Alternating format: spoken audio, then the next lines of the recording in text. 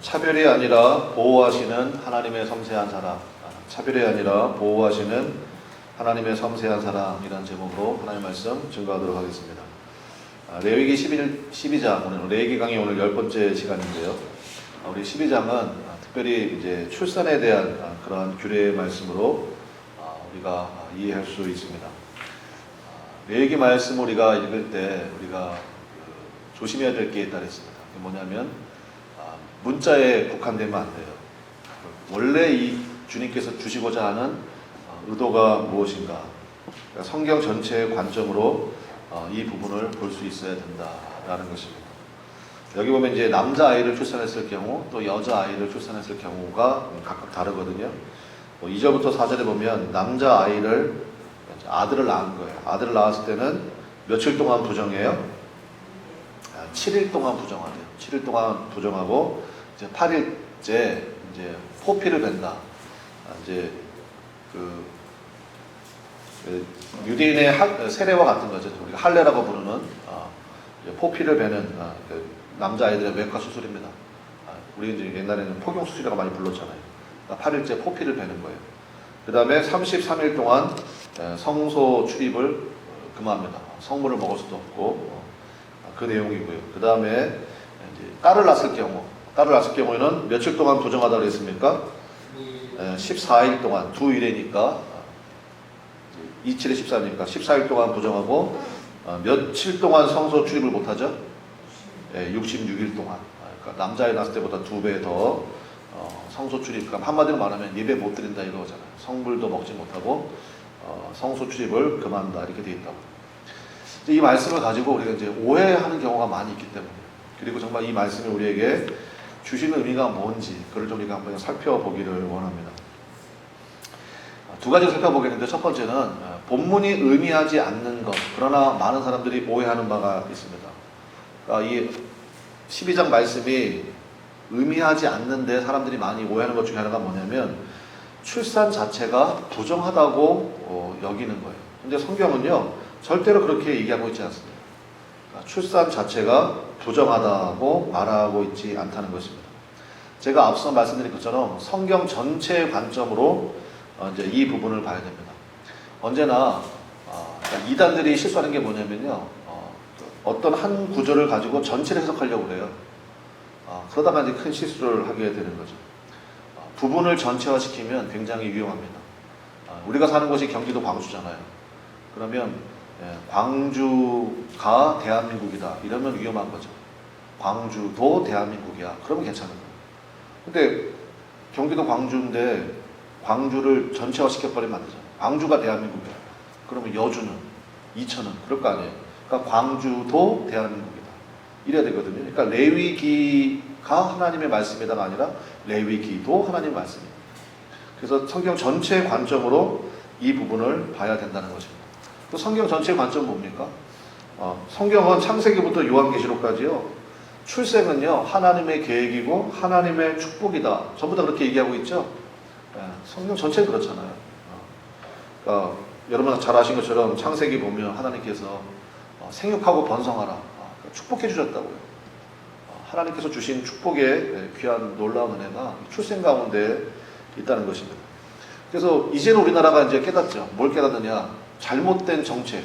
지금 뭐 땅을 치고 후회하지만 여러분 잘 아시잖아요. 전 세계에서 아기를 제일 안 낳는 나라가 우리나라래요.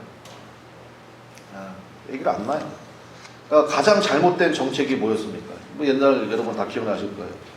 둘만 낳아 잘 기르자 그랬죠. 둘만 낳아 잘 기르자. 그 다음에 또 뭐 있었나요? 덮어놓고 낳다 보면, 그다음 뭐였어요? 기억 안 나세요? 저도 기억나는데, 덮어놓고 낳다 보면 거짓골을 못 면한다 뭐 이런 거 있었어요. 그 다음에 잘 키운 딸 하나 뭐 안 부럽다?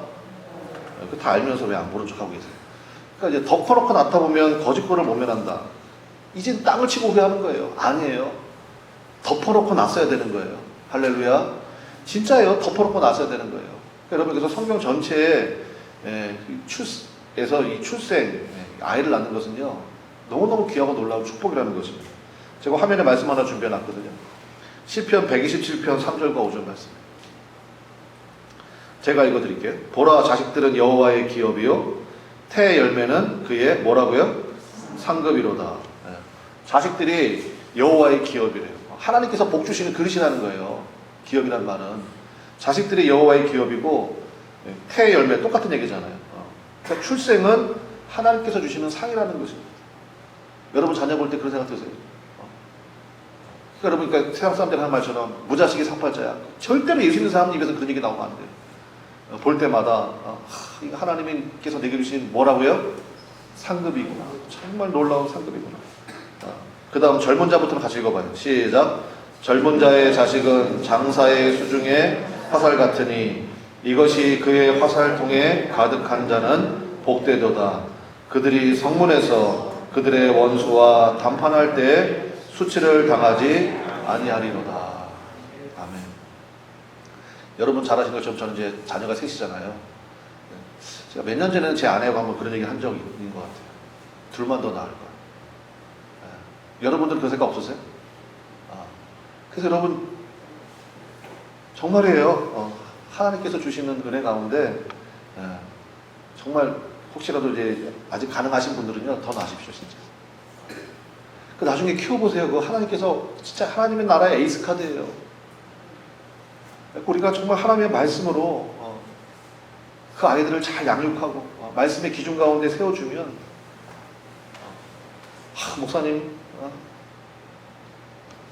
뭐죠? 가지 많은 나무 바람 잘 없다고 그냥 많이 나면 아니에요 여러분. 야곱의 전략을 보세요.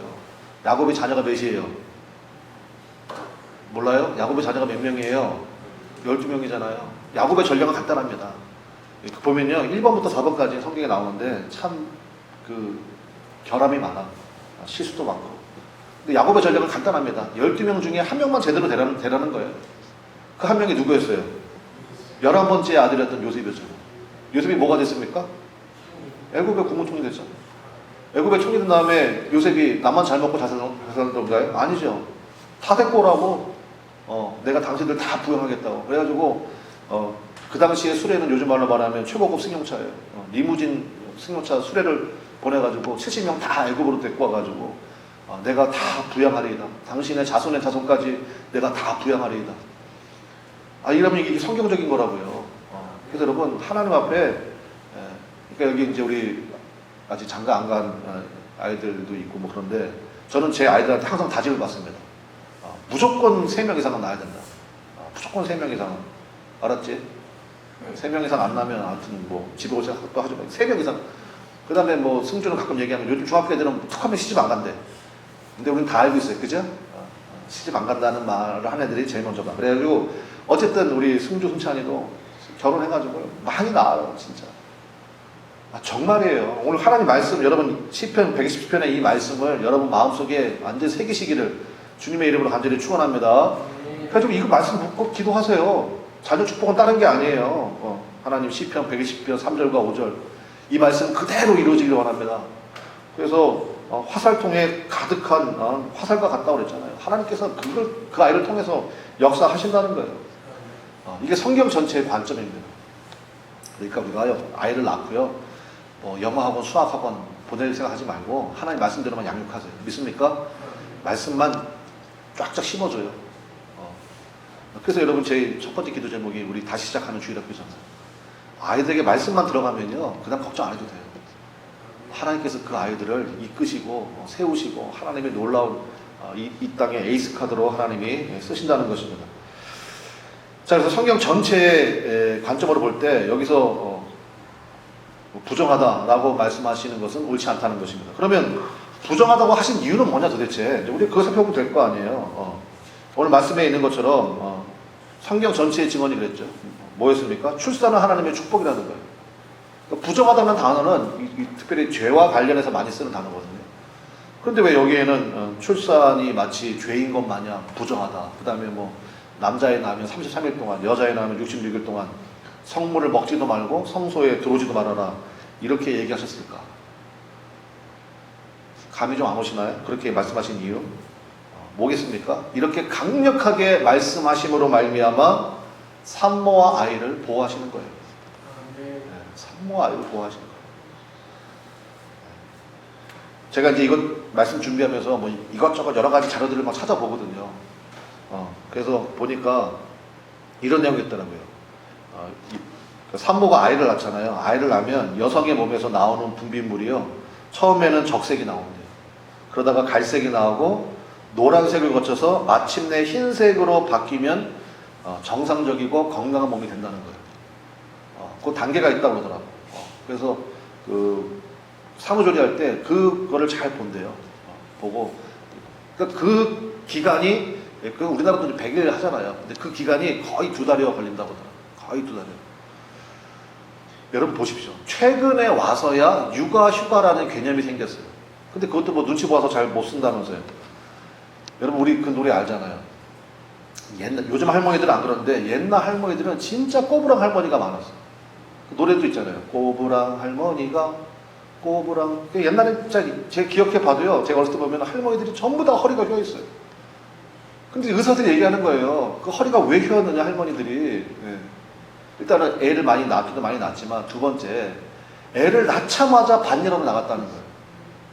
뼈가 다 벌어져 있는데, 여러분 그 출산하는 게 보통이 알잖아요. 뼈가 다 벌어져 있는 상태에서 뼈가 아물지도 않고 제자리도 안 찾았는데 그냥 뭐 바로 그냥 뭐 빨래터 가서 빨래하고 밭에 김면에 나가고, 그 바람에 관절이 다 망가졌다는 거예요. 산후조리에 실패했기 때문에. 그래서 그냥 옛날 할머니들은 막 허리가 휘고 뭐 관절 고생하고 막 그런다는 것입니다. 옛날에 뭐 더 했잖아요. 뭐 딸만 낳으면 뭐 칠거지 악이다 그래가지고 막 쫓아내기도 하고 뭐 그러기도 하고 그랬지 않습니까? 근데 보세요. 이 레위기서 말씀이요, 지금부터요 3,500년 전에 쓰여진 거예요. 놀랍지 않습니까? 하나님이요 철저하게 보호해 주시는 거예요. 철저하게. 교회도 오지 마, 교회도. 너는 지금 하나님의 기업이고 하나님의 상급을 낳았어. 그러니까 철저하게 산모도 아이도 건강해야 돼. 그러니까 아예 그냥 근처에 가지도 말아라. 그러니까 하나님이 부정하다라고 아예 그냥 못을 박아버린 거예요. 혹시라도 올까봐. 그리고 하나님께서 철저하게 보호해 주시는 하나님의 섬세한 손길이라는 것입니다. 그래서 일단 건강이 회복될 수 있도록 하나님께서 기회를 주시는 거고요. 그 다음에 일단 보호해 주시는 거예요. 보호해 주시는 게. 우리나라 옛날에 뭐 아이 나면 금줄 쳤잖아요. 새끼 꽈가지고 금줄 치고 못 들어오도록, 사람들 아무나 못 들어오도록. 왜냐면 감염에 취약할 때니까, 산모나 아이가. 그래서 하나님께서 지금부터 3,500년 전에 이것을 아예 율법으로 정해버리신 거예요. 절대로 꼼짝도 하지 못하도록. 여러분 이 말씀을 볼 때마다 저 말씀 준비하면서도 저 은혜가 되더라고요. 성경에 뭐 이런 내용이 있나? 아니에요. 하나님께서 이토록 철저하고 섬세하게 우리를 인도하시고 보호하시고 우리에 앞서서 다 길을 예비하시는 하나님의 놀라운 은혜가 우리 가운데 있다라는 것입니다. 여러분 하나님 사랑하시죠? 하나님 사랑하시는데 제가 여쭤볼게요. 마음속으로 한번 대답해 보세요. 하나님을 내가 정말로 사랑하는데 성경 창세기부터 요한계시록까지 나는 한 번도 정독을 해본 적이 없다. 진짜 하나님 사랑하시는 겁니까? 왜냐, 요한복음에 분명히 말씀했거든요. 태초에 말씀이 계시니라. 이 말씀이 곧 누구예요? 하나님이시다고 그랬어요. 말씀이고 하나님이에요. 말씀이고 하나님. 그러니까 자꾸 무슨 뭐 환상 가운데 이렇게 하나님 만날 생각 하지 말고요. 여러분 들고 다니시잖아요. 하나님을 들고 다니시는 거예요. 이 말씀 속에서 하나님을 우리가 만날 수 있다는 것입니다. 그래서 여러분 하나님을 정말로 사랑하신다 그러면 그냥 말로만 사랑합니다 할 게 아니라 창세기부터 요한계시록까지 하나님께서 나에게 하나님 자신을 드러내 주시기 위해서 쓰신 편지예요. 이 말씀을 볼 때마다 나를 향하신 하나님의 그러한 섬세한 인도하심을 만나게 된다는 거예요. 예를 들어가지고 레위기 12장을 내가 읽었어. 깨달았어. 그 말씀대로 살 거 아니에요. 그죠? 그러면 산모도 아이도 건강한 거예요. 이 말씀대로 산다고 그러면. 그렇잖아요? 그래서 여러분 성경의 이런 말씀들을요 우리가 그걸 조금 어려운 말로 신비에 새긴다고 그래요. 마음의 비석, 마음의 돌판에다가 아예 새겨버리는 거예요. 그러니까 여러분 성경 말씀으로요 여러분의 라이프 스타일이 바뀌어야 됩니다. 여러분 살다 보면 계속 선택할 일이 생기잖아요. 선택할 일이 생긴다고요. 그때 어떤 사람이 정말 하나님이 쓰시는 하나님의 축복이 임하는 사람이 되느냐, 우리 한번 따라합시다. 말씀대로 결정하는 삶. 믿습니까? 말씀대로. 하나님 말씀대로. 하나님 말씀대로만 결정하고 나가십시오. 그러면요, 정말 여러분 기독교 명문가정 됩니다. 믿습니까? 네. 기독교 명문가정 돼요. 예를 들어 뭐 할아버지가 목사님이고 아빠는 장로님이고 권사님이고, 그런데 아이들 교회 안 다니는 경우가 요즘에 굉장히 많아요. 그러면 제가 말을 안 하지만 물어보고 싶은 거예요. 도대체 신앙생활 어떻게 했길래? 뭐 어떤 분이 한 몇 년 됐는데 어떤 분은 제 앞에서 눈물을 흘리면서 얘기하더라고.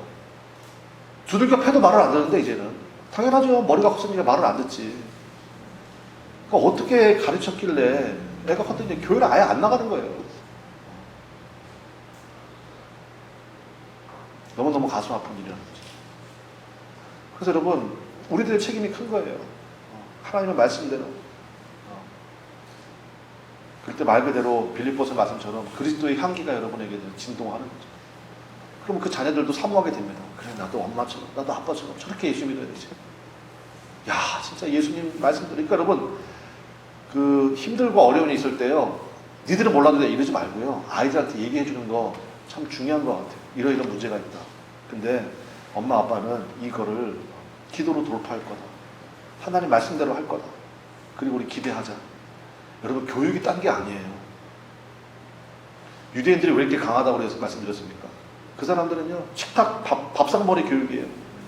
세상에 두 쪽 나는 한이 있어도 금요일 저녁은 온 식구 다 같이 식사하는 거예요. 엄마가 최고의 요리 솜씨를 발휘해가지고 금요일 저녁 온 가족이 세상 없어도 그날은 다 모이는 거예요. 네, 율법에 그렇게 되어 있습니다. 그 모여서 무슨 얘기하겠습니까? 하나님 말씀 얘기하는 거예요. 하나님 말씀 나누는 거예요. 서로 점검해 주는 거예요. 그게 새겨지는 거예요. 여러분, 유대인들은요, 성경 반쪽만 가지고도 세상을 들었다 놨다 하잖아요. 강원도만한 땅덩어리에 사는 그 유대인들이. 근데 우리는 구약과 신약을 다 가지고 있는데, 그렇잖아요. 그러니까 하나님 말씀대로 우리가 살고 우리 자녀들을 그렇게 기르고 양육하고, 그래서 여러분 때보다 여러분의 다음 세대, 또 그 다음 세대가 하나님 말씀으로 정말 불같이 일어나는 귀한 은혜가 임하게 되시기를 간절히 축원합니다. 그러니까 하나님 말씀이 바로 여기에 있다. 그러니까 12장 같은 거 읽을 때, 야, 이거 뭐 여자를 더 여기도 뭐 성경에 뭐 남자는 33일인데 여자는 66일 동안 못 들어가? 이러지 말고 하나님의 그 의도로 알아야죠. 더 보호해 주시는 거예요. 2배로 보호해 주신다는 거예요. 2배로. 옛날이나 지금이나, 지금부터 3,500년 전에는, 죄송합니다, 여자는 숫자에 치지도 않았잖아. 숫자 셀 때 여자들이 있으면 안 셌다고요. 신약 성경에 나오잖아요. 남자만 뭐 5,000명이더라 이렇게 나오잖아요. 여자는 숫자도 안 셌어. 그러니까 얼마나 여자의 딸을 낳으면 얼마나 구박이 많았겠어요. 그러니까 더 보호해 주신 거야. 2배로. 2배로 더 보호해 주고. 그러면 이제 66일 지나면 애가 굉장히 이뻐지잖아요. 눈에 넣어도 안 아플 만큼 이쁘잖아요. 그러니까 뭐 사랑이 더 샘솟게 되는 거죠. 그래서 여러분 8절 한번 보세요. 8절.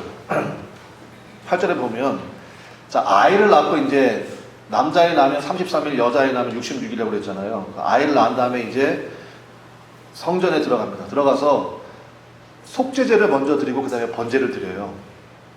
그런데 8절 맨 마지막 부분 보세요. 맨 마지막 부분에 보면은 속죄제물로 삼을 것이요 제사장은 그를 위하여 속죄할지니 그가 어떻게 됩니까? 정결하리라. 여러분, 12장에서만 이 표현이 나와요. 뭐냐면 속죄라는 것은 말 그대로 죄를 속한다는 뜻 아닙니까? 다른 부분에서는요, 속죄제 드리면 뭐라고 나오느냐, 속죄한즉 사함을 받으리라 이렇게 나와요. 다른 데는 다 속죄, 하나님 내가 잘못했습니다, 속죄제를 드려. 그럼 하나님이 용서해 주시는 거예요. 그리고 속죄한즉 사함을 받으리라 이렇게 나오는데요, 12장에만 속죄한즉 어떻게 된다고요?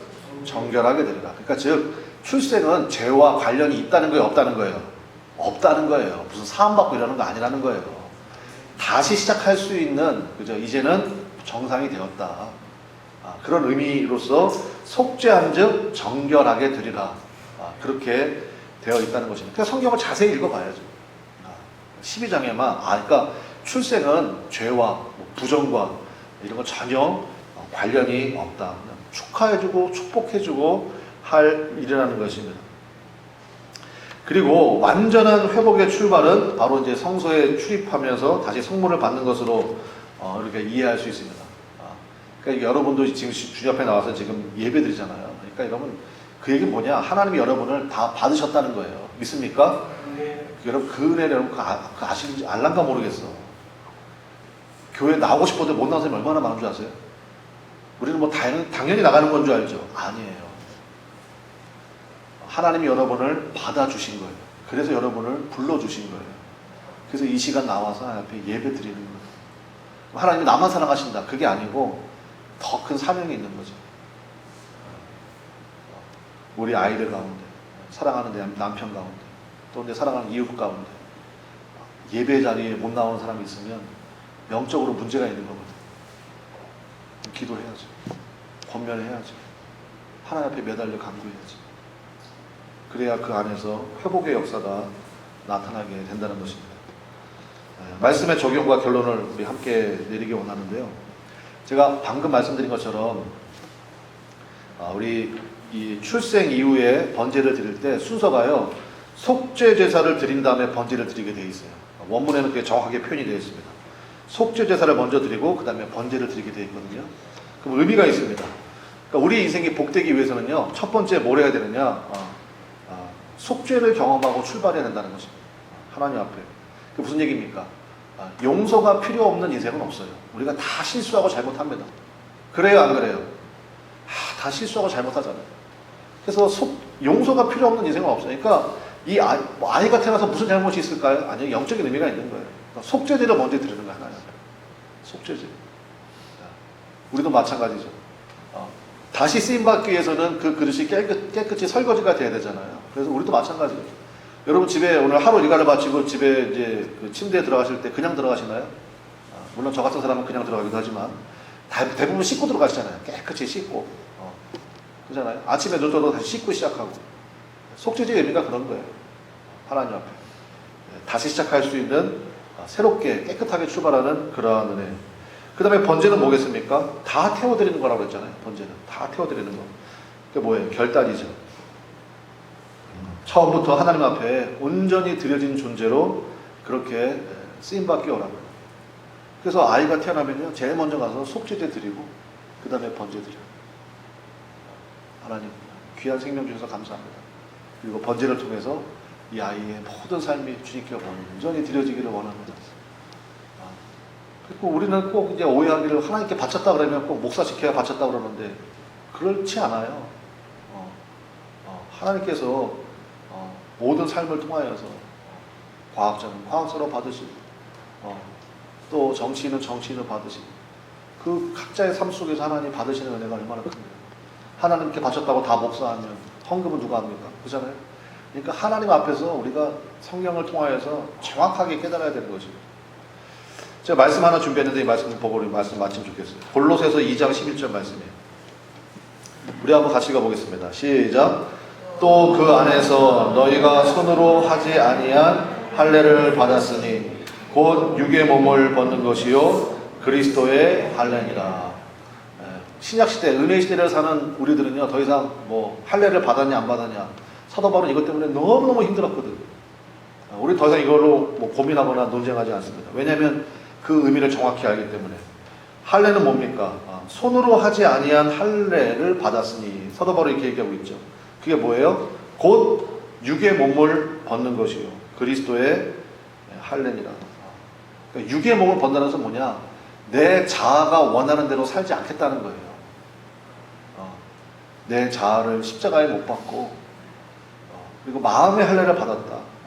말 그대로 하나님 앞에서 이제부터는 구별된 존재로 그렇게 살겠다라는 것입니다. 그래서 여러분 보세요. 가끔 이제 제가 상담하다 보면 옆에 사람과 비교하면서 약간 뭐라 그럴까요? 목사님 제가 그 정도까지는 아니잖아요. 이런 분들이 있거든요. 그러면서 좀 약간 만족을 하시나 봐. 근데 사실 그게 아니고요. 성경 어디에 보세요? 옆에 사람하고 비교하라고 되어 있나? 아니에요. 우리 한번 따라합시다. 내 안에 계신 누구요? 성령님. 내 안에 계신 성령. 그분이 기준이에요. 나는 저 사람보다 그래도 낫잖아. 이게 아니라 내 안에 계신 성령님, 그분이 나에게 무슨 말씀을 하고 계십니까? 그게 기준이에요. 예수님이 얘기하셨잖아요. 보혜사 성령님이 오면 모든 것을 생각나게 하고 모든 것을 가르쳐 주시리라. 그러니까 오늘 뭐 12장 얘기, 뭐 우리 출생에 대한 얘기니까 우리 아이들에게요, 무엇보다도 말씀을 잘 심어주는 것과 더불어서 제일 중요한 게 뭐냐, 예수님을 인격적으로 만나게 하는 거예요. 그게 성령 체험이라고 해요. 다른 말로 성령 체험. 엄마가 얘기해 주는 것, 목사님이 얘기해 주는 것, 물론 그것도 중요한데, 그러다가 자기가 그 예수님을 만나는 거예요. 그 예수님. 정말로 예수님이 내 안에 성령으로 늘 나와 함께 하시는구나. 그 인격적인 그 체험이 있어야 된다는 거예요. 그게 바로 마음의 받은 할례고, 그때부터 그 아이는 누가 책임지시는 거예요? 예수님이 책임지시는 거예요. 예수님이 인도해 주시는 거예요. 믿습니까? 그거예요, 그거. 그 은혜 가운데 서야 되는 것이죠. 그러면 어떤 모습이 나타나냐면요, 언제나 그렇지만 예상을 깨는 모습으로 나타나게 되어 있습니다. 구별된 삶이기 때문에 항상 여러분의 기대를 초월해요. 하나님의 놀라운 은혜 가운데, 말씀 가운데 든든히 서게 되는 그러한 귀하고 놀라운 일들을 만나게 된다는 것입니다. 그래서 하나님의 은혜, 하나님이 없어요. 그래서 여러분, 나를 생각하시는, 오늘 12장을 통하여서 여러분이 그 원래 의미를 아셨죠? 하나님의 이 섬세한 보호하심, 하나님께서 이토록 우리를 섬세하게 사랑해 주시는구나, 보호해 주시는구나, 그 놀라우신 은혜를 우리가 깨닫고 오직 주님만을 의지하고 바라보며 나가는 우리 모두가 되시기를 간절히 축원합니다. 찬송합시다. 우리 그 크신 하나님의 사랑, 오늘 들은 말씀을 생각하면서 하나님, 내가 그 은혜 가운데 온전히 머물기를 원하고, 특별히 이제 우리 자녀들을 위한 기도 제목이 생겼네요. 하나님, 우리 자녀들이 하나님의 말씀으로 양육받기를 원하고, 무엇보다도 성령 체험의 은혜가 있기를 원합니다. 그러면 그때부터 여러분 진짜 기대하십시오. 하나님께서 그 아이를 어떻게 사용하실지 정말 귀하고 놀라운 은혜를 우리가 바라보게 되는 것입니다. 우리 그러한 소망을 가지고 우리 304장 찬송합시다.